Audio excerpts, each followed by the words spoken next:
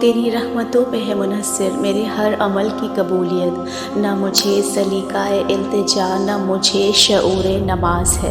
ناظرین کرام، جیسا کہ میں نے اپنی پریویس ویڈیو میں رمضان المبارک کے آخری عشرے کی طاق راتوں کے یعنی کہ 21، 23، 25، 27 اور 29ویں شب کے نوافل شیئر کیے تھے، اس ویڈیو کا لنک میں ڈسکرپشن اور اینڈ اسکرین میں دے دوں گی، آپ ضرور وزٹ کیجیے گا۔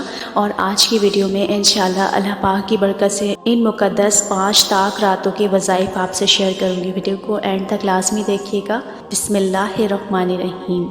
حضرت ابو ہریرہ رضی اللہ تعالیٰ عنہ سے روایت ہے کہ محمد عربی صلی اللہ تعالیٰ علیہ وآلہ وسلم نے فرمایا کہ جو شخص ایمان کے ساتھ ثواب کی امید سے روزے رکھے گا تو اس کے اگلے گناہ معاف فرما دیے جائیں گے، اور جو ایمان کے ساتھ ثواب کی نیت سے رمضان المبارک کی راتوں میں قیام کرے گا یعنی عبادت کرے گا تو اس کے اگلے گناہ بخش دیے جائیں گے، اور جو شخص ایمان کے ساتھ ثواب حاصل کرنے کی غرض سے شب قدر میں قیام کرے گا اس کے اگلے گناہ بخش دیے جائیں گے۔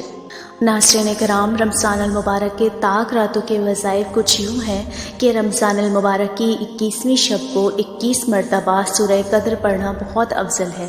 رمضان المبارک کی 23ویں شب کو سورہ یاسین اور سورہ رحمان ایک مرتبہ پڑھنا بہت افضل ہے۔ رمضان المبارک کی 25ویں شب کو 7 مرتبہ سورہ دخان پڑھیں، عذاب قبر سے محفوظ رہیں گے، اور رمضان المبارک کی 25ویں شب کو 7 مرتبہ سورہ فتح پڑھنا ہر مراد کے لیے بہت افضل ہوگا، اور رمضان المبارک کی 27ویں شب کو 7 مرتبہ سورہ قدر پڑھنے سے ہر مصیبت سے نجات ملتی ہے، اور 1000 فرشتے اس کے لیے جنت کی دعا کرتے ہیں۔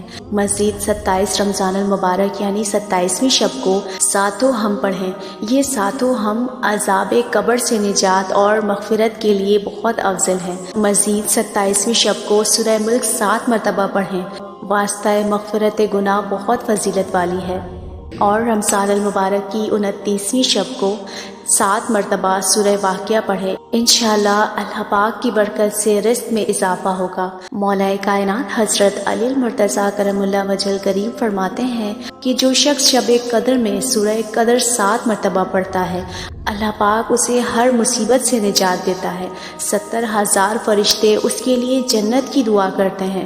جو جمعۃ الوداع کے دن نماز جمعہ سے قبل سورہ قدر 3 مرتبہ پڑھ لیتا ہے اسے اس دن کے نمازیوں کی تعداد کے برابر نیکیاں عطا کی جاتی ہیں۔ سبحان اللہ۔ دعاؤں میں یاد رکھیے گا۔ جزاک اللہ خیرہ۔